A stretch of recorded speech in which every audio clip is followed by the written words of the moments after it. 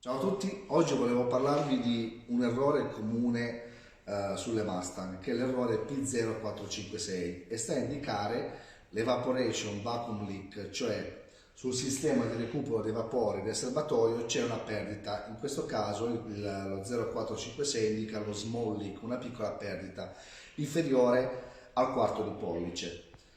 Il problema può risiedere dalla valvola di spurgo fino al tubo che va dal bocchettone al serbatoio oppure la guarnizione del tappo della benzina. La cosa più semplice da verificare è capire se la valvola di spurgo dei vapori funziona. Allora, la valvola di spurgo funziona così. Normalmente la valvola è chiusa, quando accendiamo il quadro la valvola si apre, fa passare il gas all'interno del collettore di aspirazione per facilitare l'accensione dell'auto e per recuperare i vapori del serbatoio. Allora, per fare la verifica bisogna innanzitutto togliere questa staffa con un bulloncino da 10. Noi alcune operazioni le abbiamo già fatte per accorciare il video. Staccate lo spinotto del sensore, dopodiché premete e tirate il primo aggancio, il secondo ha due alette, tirate indietro le alette, tirate fuori la staffetta e dopodiché, in questo caso noi abbiamo eliminato il gommino, tirate fuori la valvola. Allora, le procedure che io faccio normalmente per verificare se la valvola funziona sono tre.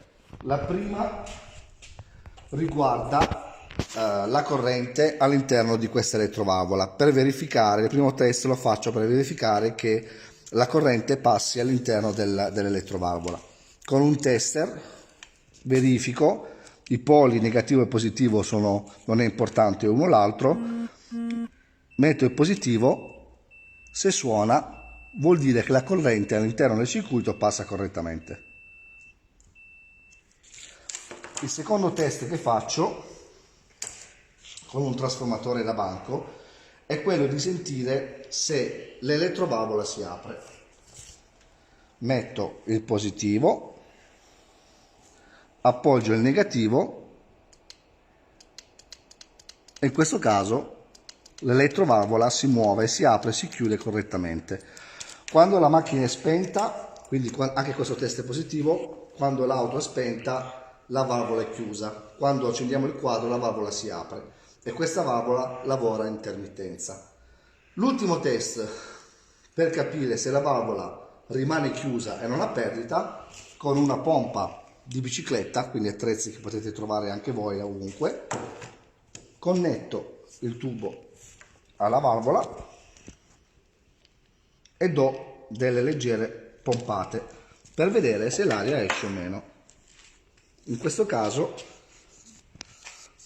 come vedete, non c'è nessuna pressione, quindi vuol dire che la perdita all'interno della valvola è presente, quindi la valvola si chiude elettricamente ma non si chiude ermeticamente, quindi la perdita è qui dentro, quindi questa valvola qui è da sostituire. Quindi questo è il metodo più facile e veloce per capire se la valvola funziona correttamente. Ciao ciao!